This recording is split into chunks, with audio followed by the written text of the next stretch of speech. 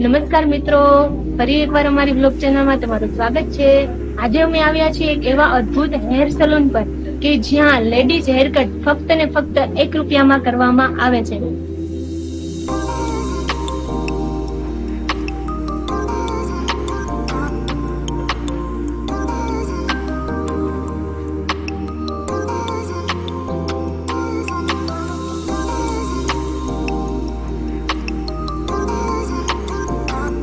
સાથે છે કે જે ફક્ત ને ફક્ત 1 રૂપિયામાં લેડીઝ ને હેર કટ કરી આપે છે. તો તેનો જોઈએ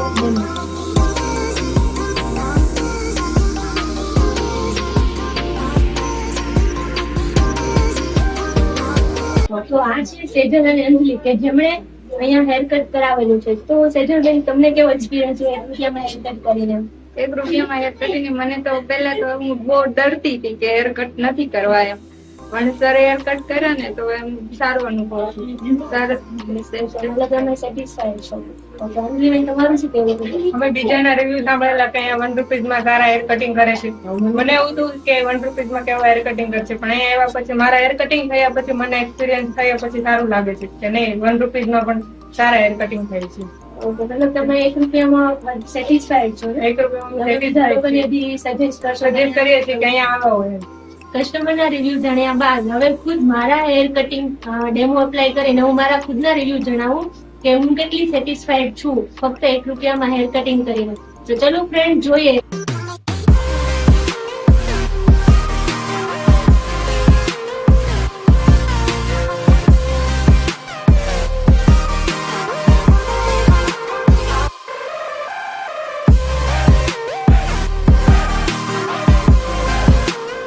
okay, so finally hair cutting થઈ ગયું છે.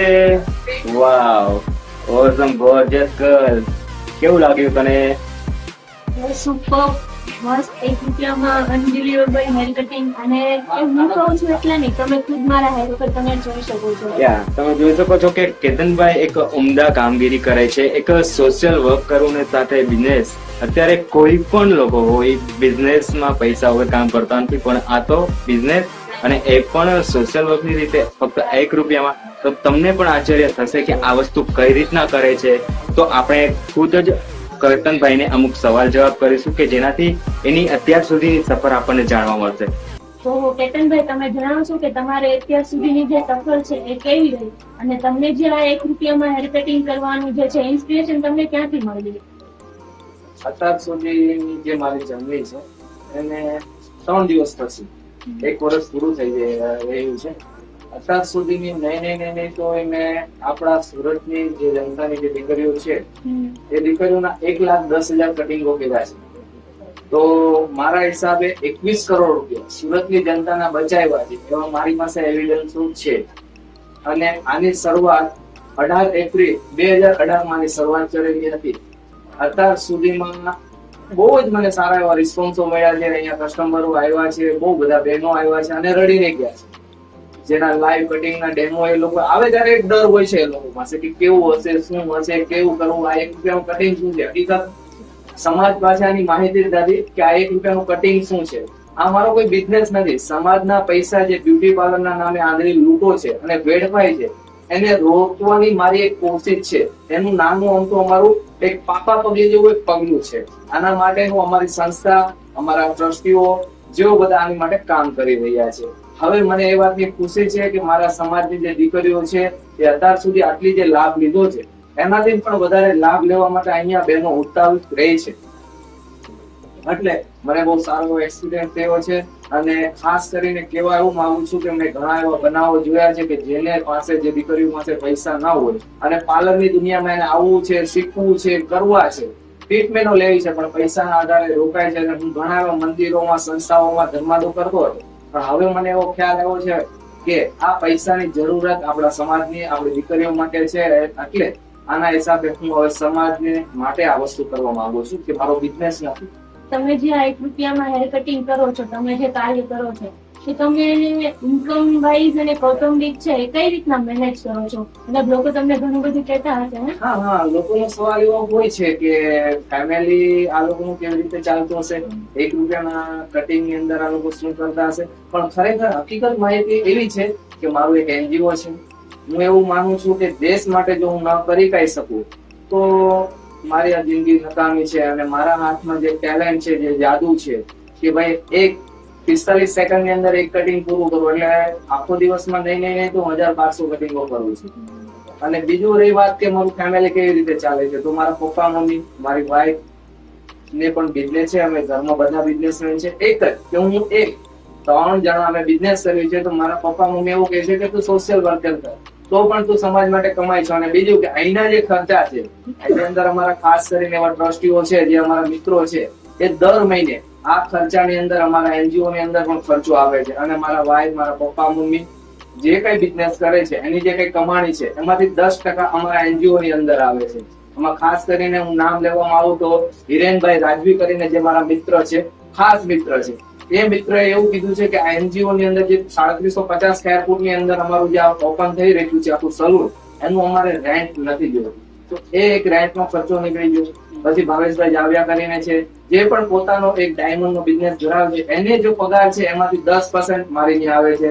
નિલેશભાઈ કરીને છે, એવા ઘણા ટ્રસ્ટીઓ છે જે દર મહિને અમને 1000 રૂપિયા જેવી નાની એવી રકમ આપે છે, જેનાથી અમે એ પૈસો ભેગો કરીને અમે સમાજની જે દીકરીઓને જરૂરત છે એ વસ્તુ અમે એને પૂરી પાડીએ છીએ. અને મારું ગુજરાન મારી વાઈફ જ ચલાવે છે, કારણ કે પોતે એક બિઝનેસ કરે છે અને મારું ગુજરાન બહુ વ્યવસ્થિત ચાલે છે. અને મારે કોઈ એવું માનવું છું કે પૈસાની બહુ ખાસ જરૂર નથી. તમે જે કાર્ય કરો છો એ કાર્યથી તમે આજની આપણા દેશની જે યુવા પેઢી છે એને શું સંદેશો આપવા માંગો છો? હું એક મારા જે આ પાપા પગલી છે મારી નાની એવી, એનાથી હું મારા યુવા મિત્રો ભાઈઓને એક ખાસ આવેદન કરું છું કે પહેલા તો તમે એક વ્યસન મુક્ત બનો, કે તમારું જે નાનું અમથું વ્યસન મુક્તિનું કાર્ય કરશો અને એ જે પૈસો બચાવશો એનાથી તમારે કેટલી દીકરીઓની દુઆઓ તમે લેશો. વ્યસનમાં તમને કોઈ દુઆ કે કોઈ બી જાતનો રિસ્પોન્સ નહીં મળે, છેલ્લે બધું દવામાં જશે. અને ખાસ કરીને કહેવાનું મારો એવો છે કે તમે જે નાની નાની રકમો ભેગી કરશો, તમે પણ એક સોશિયલ વર્ક બનો. તમારા હાથની અંદર જે કરમ છે એને કઈક બહાર કાઢો. તમે જો બહાર આપશો તો સમાજને એની જરૂર છે. અને મેં તો ઘણા સોશિયલ વર્કરોને મળ્યો છું, મિટિંગો કરી છે, કોન્ટેક્ટ નંબર કઈક અલગ હોય છે, ફોન કર્યો રિસીવ નહીં, તો તમે પ્લીઝ મને કોન્ટેક્ટ કરો, તમે મારી સાથે જોડાઓ. તમારામાં જે હુનર છે એને હું સમાજ માટે લાવવા માટે મહેનત કરીશ, પણ તમે ખાલી તમારું જે વ્યસન છે એને મુક્તિ કરો અને ખાસ કરીને અમારી સાથે જોડાઓ. અને બીજું કે અત્યારે સ્પોર્ટ બાઇક ની બહુ આવે છે, મૂવીમાં ટીવીમાં એવું જોવે છે કે સ્પોર્ટ બાઇક ચલાવે છે, આમથી નામ, એ તમારી લાઈફ નથી. લાઈફ તો તમે એવી જીવો કે સમાજને દીધા છે. બાય ચાન્સ કે મારું આજે મૃત્યુ છે તો હું મરવાનું જ છું, 100% મને ખાતરી છે, પણ મારે એવી રીતે મરવું છે કે ઘરે જઈને હું નિરાતે આરામથી સૂઈ શકું. એના માટે હું મારા સમાજ માટે કાંઈક એવું કાર્યક્રમ કરું કે સાંજે જઈને મને નિરાતે ઊંઘ આવે તો પણ મને આરામથી એવું લાગે કે ભલે મારું મરણ છે પણ હું તો મારી ખાઈને જ હોય. આવું મારું કેવું છે કે તમે મારી સાથે જોડાઓ. તમને ના આવડતું હોય તો પણ તમે મારી મુલાકાતે આવો, હું તમને કઈક નોલેજ આપીશ કે શું કરવું જોઈએ સમાજ માટે.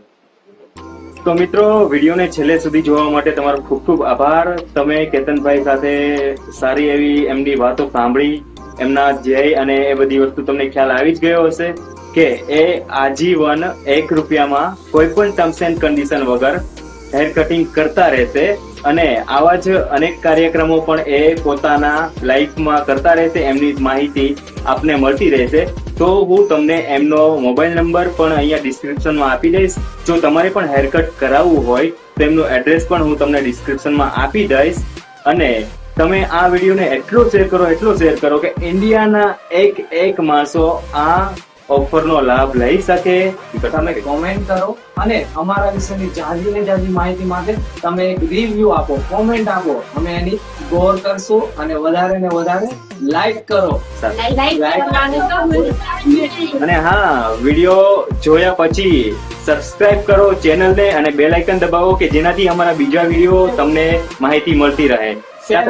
બાય. આ છે મિસ્ટર પ્રિન્સ જાવ્યા, જે કેતનભાઈના ખાસ નાના એવા ફ્રેન્ડ્સ છે. જો કેતનભાઈ લેડીઝ કટ કરે છે, પણ શું કહેવાય કે છોકરાઓ તો પેલું દૂધપાકમાં આવે ને એટલે એનું ચાલી જાય, તો એ કરી દીધું. તો પ્રિન્સભાઈ, તમને કેવું લાગે છે હેર કટ કરાવીને? સારું લાગે છે. તમારે કોના જેવા હેર કટ કરાવવા છે?